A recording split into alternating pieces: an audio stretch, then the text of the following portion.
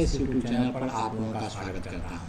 आज हम लोग प्रश्नों की श्रृंखला में कुछ महत्वपूर्ण प्रश्नों पर विचार विमर्श करेंगे जिसका संबंध आधुनिक भारत से है। पहला प्रश्न है कि बंगाल की खाड़ी में समुद्री डकैती हेतु हुगली का उपयोग कौन करता था? इसका उत्तर हो जाएगा आपको बी फॉर बिहार। पुर्तगालियों के बारे में देखें तो पुर्तगाली ने समुद्री लूटपाट की नीति को अपनाया था। पुर्तगालियों ने नीले पानी की नीति अपनाई जिसका तात्पर्य यह था कि समुद्री वर्चस्वता को स्थापित करना। जो भी पुर्तगालियों से बिना परमिट लिए हुए समुद्री व्यापार करते थे उनके व्यापारियों उनके माल को लूटा जाता था या उनसे अलग से टैक्स लिया जाता था, और जो इस तरह के कार्य नहीं करते थे, नहीं देते थे टैक्स, उनके जहाज को डुबो दिया जाता था माल सहित। और इसके लिए एक परमिट की व्यवस्था उसने की थी जिसे कारतीज के नाम से जाना जाता था। रही बात बंगाल के खाड़ी हुगली की बात, तो हुगली को उसने अकबर से प्राप्त किया था। किससे प्राप्त किया था? अकबर से। 1579-80 ईस्वी में अकबर ने हुगली पुर्तगालियों को दिया था और उसके बाद उसने वहाँ अपना एक फैक्ट्री की स्थापना की और इस फैक्ट्री के माध्यम से यानी जो माल गोडाउन था उसे लूटपाट की नीति अपनाई। 1632 ईस्वी में जब शाहजहां ने हुगली पुर्तगालियों से छीन लिया तब जाकर के कहीं ना कहीं यह एक्टिविटीज बंद हुआ। तो इस प्रश्न का उत्तर बी पुर्तगाली होगा। अगला प्रश्न है सुमेलित युगों को पहचानें। वास्को डी गामा पुर्तगाल, दूसरा Columbus Spain, captain cook great Britain, और इसमें कौन सही है? तो इसका उत्तर हो जाएगा डी फॉर दिल्ली।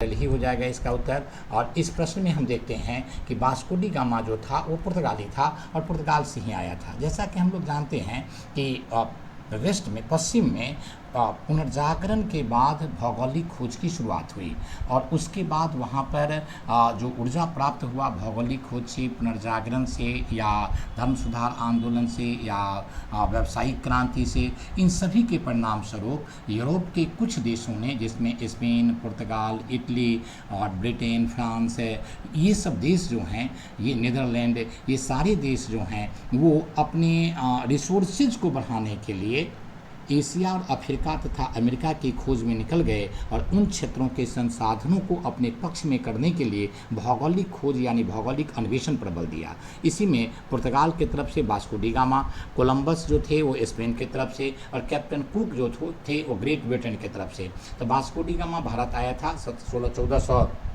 हम लोग जानते हैं कि 1498 ईस्वी में वास्को डी गामा भारत के कालीकट बंदरगाह पर उतरा था। जमोरिन ने उसको स्वागत किया था, उसका नाम था कृष्ण जमोरिन, और जिस व्यक्ति ने इसे भारत तक पहुंचाने में योगदान दिया उसका नाम था अब्दुल मजीद।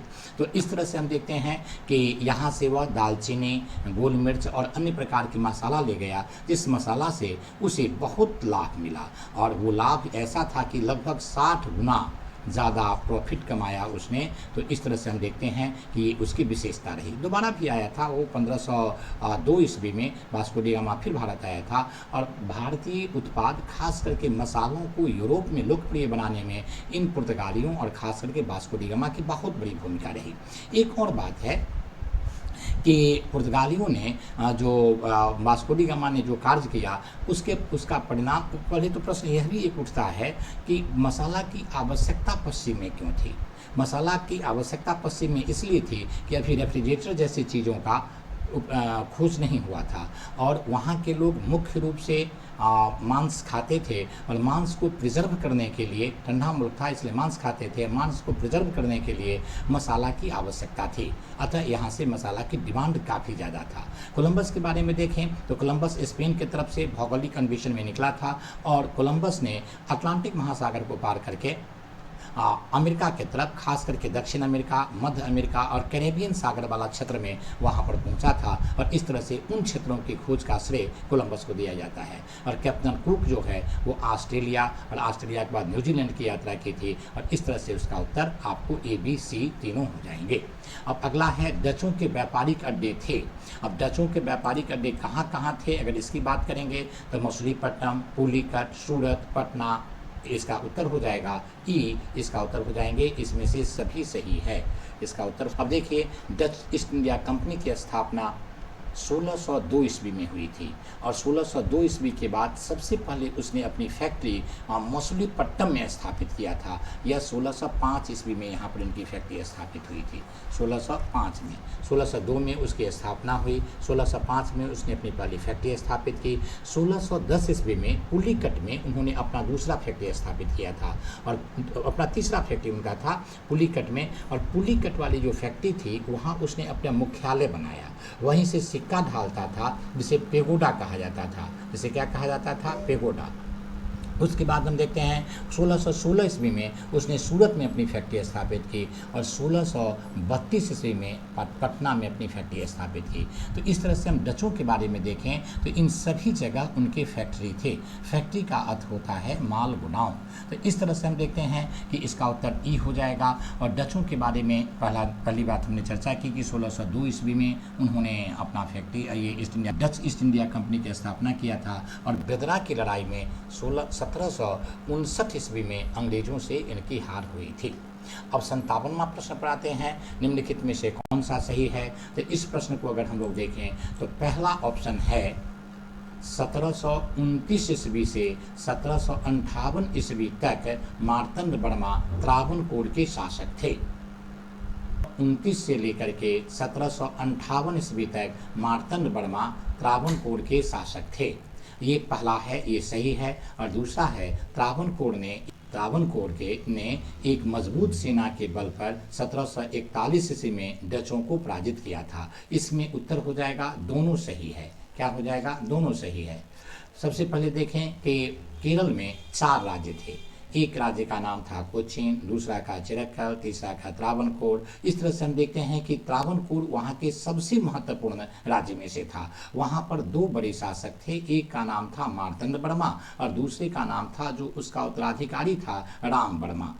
मार्तंड वर्मा 29 से लेकर के 58 तक शासन किया था। उसने आधुनिक ढंग के सैन्य पद्धति को स्थापित किया और डचों को 1741 में पराजित किया था। इसके अतिरिक्त मार्तंड वर्मा ने और कई कार्य किया। उन्होंने त्रावणकोर में नहरों का निर्माण करवाया, संचार की व्यवस्था को विकसित करवाया, उसने सड़कों का निर्माण करवाया था और अपनी राजधानी तिरुवनंतपुरम में मलयालम भाषा के विकास के लिए उसने कई प्रकार के कार्य किए थे। तो इस तरह से हम देखते हैं कि ये उनकी महत्वपूर्ण विशेषता थी। उसका उत्तराधिकारी राम वर्मा था और राम वर्मा जो है वह अपने समय के बड़े चित्रकार, संगीतकार और कवि था। वह अंग्रेजी खूब जानता था और लंदन से और भारत के अन्य महत्वपूर्ण नगरों जैसे चेन्नई, जैसे कोलकाता, जैसे मुंबई, वहाँ से प्रकाशित जो पत्रिका अंग्रेजी में छपती थी उसको पढ़ता था, धारा प्रवाह अंग्रेजी बोलता था और हिंदू देवी देवताओं के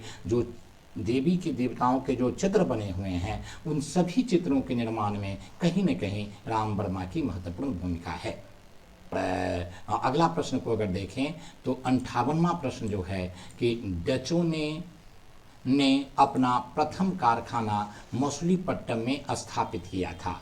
ये पहला है। और दूसरा है डचों ने पटना में अपनी फैक्ट्री 1632 में स्थापित की थी। तो अभी ही हम लोग चर्चा कर रहे थे कि डच का पहला फैक्ट्री जो है वो मछलीपट्टनम में 1605 ईस्वी में स्थापित हुआ था और डचों ने पटना में 1632 ईस्वी में अपनी फैक्ट्री स्थापित की थी। तो इसमें 58वां प्रश्न का उत्तर दोनों सही हो जाएगा और ये दोनों सही है। डच के बारे में देखें तो इसके अतिरिक्त डचों ने कई फैक्ट्री की स्थापना की, जैसे पेट्रीपोली में 6 में उनकी फैक्ट्री स्थापित हुई थी, पुलिकट में 10 में फैक्ट्री स्थापित हुई थी, कि ये सूरत में 16 में इनकी फैक्ट्री स्थापित हुई थी। तो इस तरह से हम देखते हैं कि इनके कई फैक्ट्री स्थापित हुए थे और कुल मिलाकर के डचों का भारत में सोडा के व्यापार में, मसाला के व्यापार में और अन्य प्रकार के वस्त्र के व्यापार में, अन्य तरह की चीज़ों में इसकी बहुत बड़ी भूमिका रही है। अगला प्रश्न है बांदीबास की लड़ाई 1760 ईस्वी में हुआ था, इसमें कौन पराजित हुआ? बांदीबास की लड़ाई में पराजित कौन हुआ? देखिए बांदीबास की लड़ाई जो है 1760 ईस्वी में हुआ था, जो अंग्रेजों और फ्रांसीसियों के बीच में हुआ था। किसके बीच में हुआ था?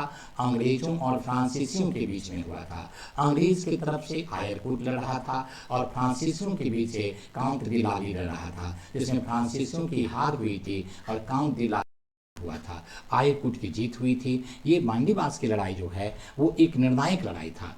ये आपको एक निर्णायक लड़ाई है जिसमें 22 जनवरी को मांडीवास में 1760 ईस्वी में अंग्रेजों ने फ्रांसीसियों को निर्णायक रूप से पराजित किया था। और काउंट डिलाडी के हार के बाद धीरे धीरे फ्रांसीसी यहाँ से अपना बुरिया बिस्तर बांधते चले गए और यह तय हो गया इस युद्ध के बाद कि भारत में जो पश्चिमी शक्तियाँ हैं, जिसमें डच भी थे, जिसमें अंग्रेज भी थे, जिसमें पुर्तगाली भी थे, जिसमें फ्रांसीसी भी थे, अब केवल और केवल अंग्रेज यहाँ पर अपना वर्चस्व स्थापित करेंगे। तो यह लड़ाई इस दृष्टिकोण से काफ़ी महत्वपूर्ण था। तो मांडीवास की लड़ाई के बारे में ही हो गया। मैंने आयरकुट जीता था, डुप्ले फ्रांसीसी ही थे लेकिन पहले के थे, फ्रांसिस मार्टिन की इसमें कोई बड़ी भूमिका नहीं रही। तो इस तरह से हम देखते हैं। अब आइए 60वां प्रश्न। 60वां प्रश्न है कि फ्रांसीसियों ने अपना पहला कारखाना कहाँ स्थापित किया था। तो फ्रांसीसियों का पहला कारखाना को अगर हम देखें तो 7वां प्रश्न का उत्तर हो जाएगा कोची नहीं बल्कि सूरत हो जाएगा, बी ऑप्शन हो जाएगा। फ्रांसीसी कंपनी की स्थापना की बात करें तो इस कंपनी की स्थापना कोलबर्ट ने किया था और कोलबर्ट उस समय के बहुत समझदार मंत्री थे। फ्रांसीसी कंपनी एक सरकारी कंपनी थी जबकि ईस्ट इंडिया कंपनी एक निजी कंपनी थी। ईस्ट इंडिया कंपनी की भी पहली फैक्ट्री सूरत में स्थापित हुई थी 1608 ईस्वी में, जिसे मान्यता प्राप्त हुआ 1613 ईस्वी में।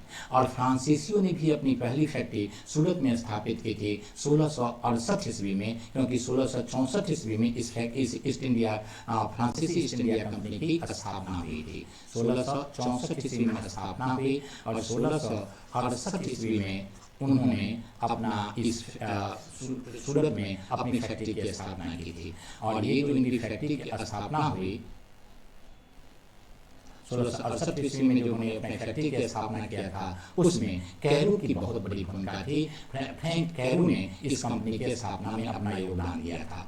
फ्रांसीसियों के बारे में अगर देखें तो फ्रांसीसियों ने सूरत के साथ साथ अन्य जगहों पर उन्होंने मछलीपट्टन में, सेंट थॉम में, पांडिचेरी में और चंद्रनगर में अपनी फैक्ट्री की स्थापना किया था। तो कुल मिलाकर के कई कंपनी और फैक्ट्रियाँ फ्रांसीसियों की भी भारत में रही, जिसमें चंद्रनगर की फैक्ट्री, जिसमें सेंट थॉम की फैक्ट्री और पांडिचेरी की फैक्ट्री काफी रहा। कुल मिलाकर के देखें इसका उत्तर सूरत हो जाएगा 1668 ईस्वी। अगला, किसे भारत में फ्रांसीसी कंपनी के संस्थापक माना जाता है।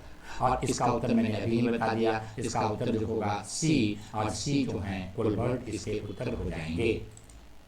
इसके उत्तर क्या हो जाएंगे, कोलबर्ट इसके उत्तर हो जाएंगे। इसकी चर्चा हम लोग पिछले प्रश्न के संदर्भ में ही किया था। तो आगे बढ़ जाते हैं। अब एक्स-ला-सापेल की संधि 1648 ईस्वी के संदर्भ में क्या सही है। तो प्रथम कर्नाटक युद्ध की समाप्ति हुई थी इसके तहत, यानी इसका उत्तर 62 का उत्तर जो है वो आपको ए हो जाएगा। 62वां का उत्तर क्या, 62वां प्रश्न का उत्तर क्या हो जाएगा, ए। और इसमें हम देखते हैं 62वां प्रश्न का उत्तर ए हो जाएगा और प्रथम कर्नाटक युद्ध की समाप्ति से। तो इसका उत्तर हो जाएगा ए। और ये जो अंग्रेजों को मद्रास पुनः प्राप्त हुआ ये गलत है, दोनों सही है, दोनों गलत है। तो इसका उत्तर हो जाएंगे ए। वस्तुतः ये एक्स-ला-सापेल की संधि जो है ये ऑस्ट्रिया के उत्तराधिकार युद्ध से जुड़ा हुआ है और इसी युद्ध के साथ कर्नाटक युद्ध यहाँ पर हुआ था, प्रथम कर्नाटक युद्ध। और यहाँ हम देखते हैं कि उत्तराधिकार के युद्ध को लेकर के ये बातें चल रही थी, वो समाप्त हुआ और इसी संधि के साथ उत्तराधिकार का युद्ध वहाँ समाप्त हुआ, यहाँ पर प्रथम कर्नाटक युद्ध समाप्त हुआ। अगला प्रश्न है 63वां, अल्फांसो डी अल्बुकर्क ने बीजापुर से गोवा को छीन लिया था। तो इसका उत्तर हो जाएगा, पहला का उत्तर जो है वह हो जाएगा आपको सही है। अल्फांसो डी अल्बुकर्क ने बीजापुर से गोवा को छीन लिया था, बिल्कुल सही है, क्योंकि अल्बुकर्क ने बीजापुर से 1510 ईस्वी में, कब, तो 1510 ईस्वी में बीजापुर से गोवा को छीन लिया था 1510 में। और ये आपको जो छीना गया था उस समय बीजापुर का शासक यूसुफ आदिल शाह था। कौन था, यूसुफ आदिल शाह। तो यूसुफ आदिल शाह से बीजापुर से गोवा छीन लिया था। और ध्यान देने की जरूरत है कि उस समय कृष्णदेव राय विजयनगर का शासक था, जो 9 से लेकर के 30 तक लगभग रहा है, 1509 से 1530 तक। और उनके सहयोग से या समर्थन, सहयोग नहीं कहेंगे, समर्थन से उसने गोवा छीना था। तो यूसुफ आदिल शाह यहाँ पर पराजित हुआ था और बीजापुर से छीना गया, सही है। और फ्रांसिस डे ने 1639 ईस्वी में चंद्रनगर के शासक से जमीन लेकर के मद्रास में फैक्ट्री स्थापित किया था। तो इसमें हम देखते हैं कि फ्रांसिस डे ने 1639 ईस्वी में चंद्रनगर के शासक से जमीन लेकर मद्रास में फैक्ट्री स्थापित किया था। ये भी सही है और इस तरह से इसका उत्तर हो जाएगा दोनों सही है। तो 63वां प्रश्न का उत्तर क्या हो जाएगा? दोनों सही है, दोनों सही है। ए हो जाएंगे इसके उत्तर। और इस तरह से हम देखते हैं कि यहाँ पर ए उत्तर इसके लगेंगे। अब फ्रांसिस डे जो था वो ब्रिटिश अधिकारी था और चंद्रनगर के शासक से इसने जमीन लेकर के मद्रास के लिए इन्होंने यहाँ पर एक फोर्ट सेंट जॉर्ज की स्थापना किया था 1639 ईस्वी में। और 1641 ईस्वी में दक्षिण के जितने ब्रिटिश फैक्ट्री थे यानी माल गोडाउन थे उन सभी को इसी फोर्ट सेंट जॉर्ज में के अंतर्गत कर दिया गया, अर्थात मद्रास के अंतर्गत कर दिया गया। अब 64वां प्रश्न को अगर हम लोग देखें तो यूरोपियों को सोडा एवं अफीम कहाँ से प्राप्त होता था? इस प्रश्न के उत्तर पर अगर हम लोग विचार करें सोडा और अफीम कहाँ से प्राप्त होता था तो इसका उत्तर हो जाएगा 64 का उत्तर ए। अफीम की खेती भारत में मध्य प्रदेश में और बिहार में होता था और सोडा के लिए निर्यात के लिए बिहार बिल्कुल प्रसिद्ध रहा है। सोडा के बारे में हम लोग जानते हैं यह जमीन से निकलने वाली चीज थी और इसका कई क्षेत्रों में उपयोग होता था। अस्थायी बंदोबस्त किसके साथ किया गया था? 64वां प्रश्न। अस्थायी बंदोबस्त जो है यह आपको इसका उत्तर हो जाएगा 65वां प्रश्न का उत्तर सी।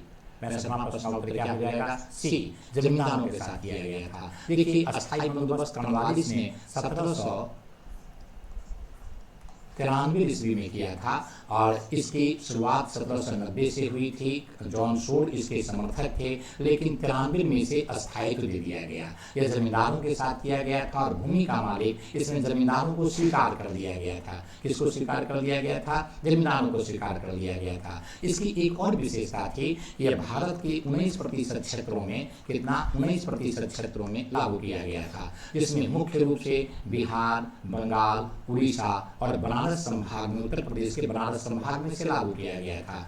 इसके साथ एक वर्ष के बाद 1793 ईस्वी में यहाँ सनसेट लॉ आया और कहा गया कि निश्चित नियत समय तक अगर जमींदार लगान नहीं देते हैं तो उनकी जमींदारी को नीलाम कर दिया जाएगा। भारत के दो महत्वपूर्ण स्वतंत्रता सेनानी और एक तो आधुनिक भारतीय जनक ही थे राजा राम मोहन राय और रमेश चंद्र दत्त ने अस्थायी बंदोबस्त का समर्थन किया था और उनका मानना था कि किसानों का शोषण अंग्रेज के सभी भू राजस्व प्रबंधन के माध्यम से किया जाता है। कम से कम इसमें जमींदारों का कुछ अंश तो बनता है, क्योंकि जमींदारों ने से जो वसूली होती थी उसका 10/11 अंग्रेजों को देता था और 1/11 उसका हिस्सा होता था वो अपने लिए रख लेता था। तो 1/11वां भाग अंग्रेजों के शोषण के माध्यम से जो होता था तो कहीं न कहीं भारतीय लोगों के पास रह जाते थे और अंग्रेज भी इस बात को समझ रहे थे। उन्होंने वादा किया था कि हम पूरे भारत में अस्थायी बंदोबस्त लागू करेंगे, लेकिन उसने 19% क्षेत्रफल पर लागू किया और उसके बाद उन्होंने इस बंदोबस्त को भारत से समाप्त कर दिया, यानी कि भारत में आगे नहीं बढ़ाया। तो राजा राम मोहन राय के समर्थन के महत्व को इस दृष्टिकोण से देखा और समझा जा सकता है। अस्थायी बंदोबस्त कहाँ लागू किया गया? अभी भी इस प्रश्न की चर्चा हम लोग कर रहे थे कि बंगाल, उड़ीसा और बिहार, तो इनमें डी उत्तर हो जाएगा। इसका उत्तर क्या हो जाएगा? डी, अर्थात तीनों सही है। इसमें बंगाल, बिहार, उड़ीसा में किए गए थे। तो इसी के साथ आज की क्लास को विराम देता हूँ। अगला वीडियो जल्दी ही मैं डालूंगा। धन्यवाद।